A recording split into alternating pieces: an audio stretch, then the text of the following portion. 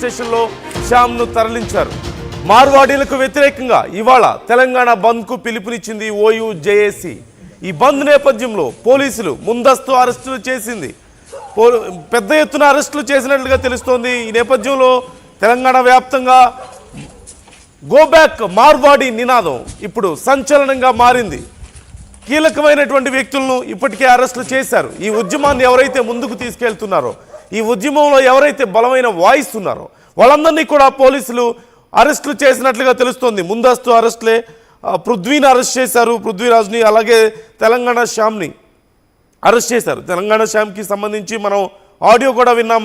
ఎంత సంచలనంగా మారిందో. పృథ్వీరాజ్ కంటిన్యూగా తన వాయిస్ను వినిపిస్తూనే ఉన్నారు.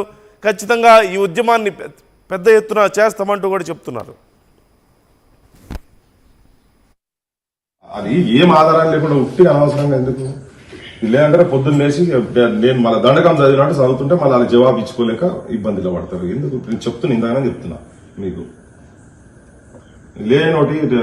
లేనితోటి ఉట్టిగా అనవసరంగా ఇప్పటికే వాళ్ళు తాగుబోతులు 1000-2000 ఇస్తే తాగి పంటరని ఏమేమో మాటలు మాట్లాడుతారు వాళ్ళు. ఇవన్నీ కలిపి మళ్ళీ ఇదో పంచాయతీ దాంతోనే తలకాయ పట్టుకుంటారు వాళ్ళు. ఇప్పటిదాకా వరదాకారులు అంటున్నారు వాళ్ళు, ఊంచింది తిన్నారు అంటున్నారు వాళ్ళ సంఘాల ప్రెసిడెంట్లు.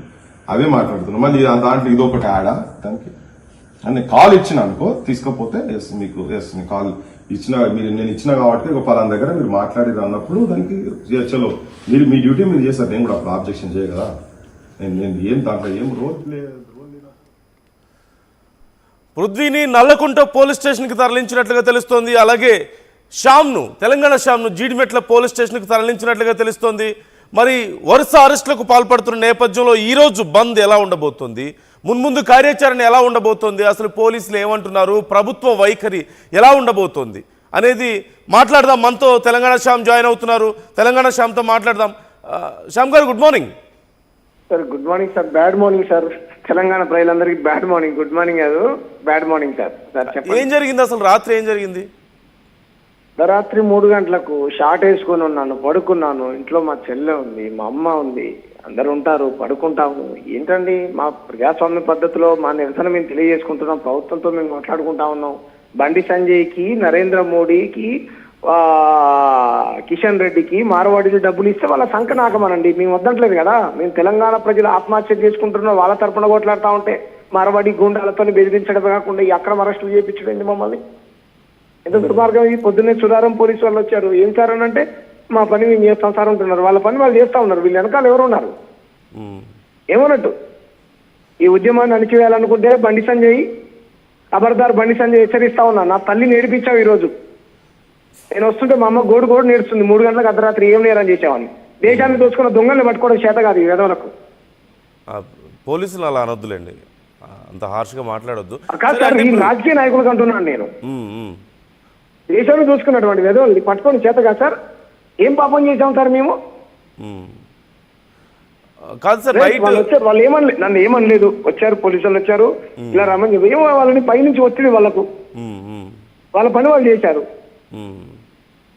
అంటే ఇప్పుడు ఎవరి పని అంటారు ఇది? ఓ పక్క మీరు బండి సంజయ్ అంటున్నారు, లేదంటేనేమో పైన మోదీని, అమిత్ షాని కూడా అంటున్నారు. ఇక్కడ తెలంగాణలో కాంగ్రెస్ ప్రభుత్వం ఉంది. వీళ్ళ వెనకాల నుండి ఎవరు సార్? ఈ ఉద్యమాలు చేస్తుంటే వీళ్ళ పంచం చేరింది ఎవరు సార్?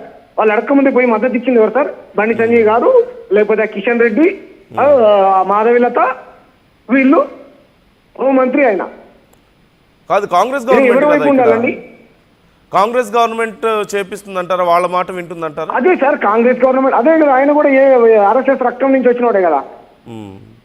ఆర్ఎస్ఎస్ రక్తము మీరు బండి సంజయ్ ఇద్దరు కలిసి తెలంగాణ ప్రజలు ఆత్మహత్యలు చేసుకున్నా, కుల వృత్తులు చేసుకునే వాళ్ళు చచ్చిపోతున్నా, వాళ్ళ బాధ వినకుండా, వాళ్ళ గోడు వినకుండా, రోడ్లు ఎక్కుతున్నటువంటి స్వర్ణకారులు, రోడ్లు ఎక్కినటువంటి వయసులు, వీళ్ళ గోడు, వీళ్ళ బాధ వినొద్దు. వాళ్ళ తరఫున మా లాంటి సామాజిక ఉద్యమకారులు మాట్లాడొద్దు. ఏం చేయాలి?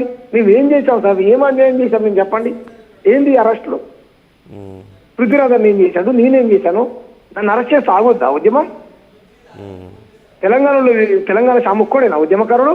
ఇంటికో ఉద్యమకారుడు ఉన్నాడు తెలంగాణలో. గుజరాత్లో, రాజస్థాన్లకు, మార్వాడీలకు భయపడేటోళ్ళు కాదు సార్ తెలంగాణ సమాజం కానీ, తెలంగాణ శ్యామ్ కానీ, పృథ్వీరాజ్ కానీ. చేయండి, ఎన్ని అరెస్టులు చేస్తారు?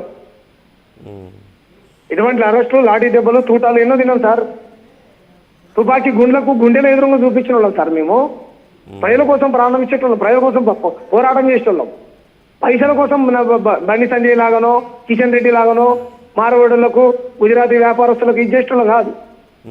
మీరు మార్వాడి మంత్రులా, గుజరాతీ ఎంపీలా, తెలంగాణ ఎంపీలా? మీరు తెలంగాణ ప్రజలు వేస్తే కదా మీరు ఎంపీలు అయింది. నా తల్లి నేర్పించావు బండి సంజయ్, గుర్తుపెట్టుకో. అర్ధరాత్రి లేచి నా తల్లి గోడు నేడుస్తా ఉన్నది.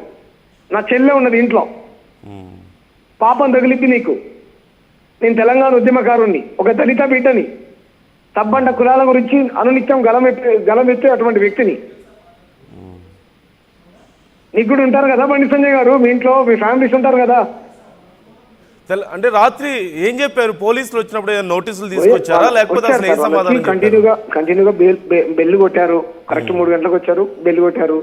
ఏంటి అని కిటికీలో నుంచి తీసుకున్నాను, వీడియో తీసుకుని ఎవరు సార్ అంటే, రండి సార్ ఇలా బంధు కాల్ ఇచ్చారు కదా అని అన్నారు. మా అమ్మ మా చెల్లి అడిగి అడుగుతా ఉన్నారు. సరే వాళ్ళు భయపడతారు. అర్ధరాత్రి ఇంత రాత్రి వచ్చి ఎవరు బెల్లు కొడుతున్నారంటే యూనిఫామ్ లో వచ్చారు, పోలీసు వాళ్ళు 3 వచ్చారు. సురారం పిఎస్ నుంచి వచ్చాం సార్ మేము, పైనుంచి మాకు ఆర్డర్స్ అని చెప్పారు. వాళ్ళ పని వాళ్ళు చేశారు, వాళ్ళు ఏమనలే నన్ను. వాళ్ళ డ్యూటీ వాళ్ళు బాధ్యత చేశారు. ఇంట్లో వాళ్ళు కంగారు పడతారు కదా సార్. అవును. ఇప్పుడు ఏంటి పరిస్థితి? ఇంతకీ మిమ్మల్ని అరెస్ట్ చేసిన తర్వాత ఏం చేశారు? ఎక్కడికి తీసుకెళ్లారు? సూరారం పోలీస్ స్టేషన్ లో నేను పోలీస్ కస్టడీలో ఉన్నాను సార్. నేను పోలీస్ కస్టడీలోనే ఉన్నాను, సూరారం పోలీస్ స్టేషన్ లోనే ఉన్నాను నేను. ఇప్పుడు ఎక్కడున్నారు మీరు? స్టేషన్ కి తీసుకెళ్లారా లేకపోతే? నేను ఇప్పుడు సూరారం పోలీస్ స్టేషన్ లో ఉన్నాను సార్. ఓ, స్టేషన్ లోనే ఉన్నారు ఇప్పుడు కూడా? స్టేషన్ లోనే ఉన్నాను నేను, వాష్రూమ్ దగ్గర ఇక్కడే ఉన్నాను. ఓకే. మరి ఈ రోజు కార్యాచరణ ఏమైనా ఉందా అసలు?